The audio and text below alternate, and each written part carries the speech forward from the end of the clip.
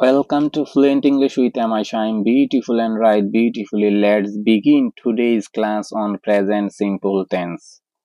What is present simple tense? Present simple tense is used to describe habits, facts, general truths, schedule events. Number 1. Habits. I drink tea every morning. Number 2. Facts. The sunrise in the east.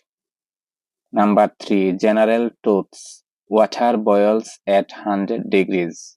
Number 4. Schedule events. The train arrives at 6 p.m. Sentence structure. Affirmative sentence, negative sentence, interrogative sentence. Number 1. Affirmative sentence. Subject plus base verb as বা yes for he, she eats. I eat rice. He plays football. Negative sentence. Subject plus do or does plus not plus base verb. I do not eat rice. He does not play football.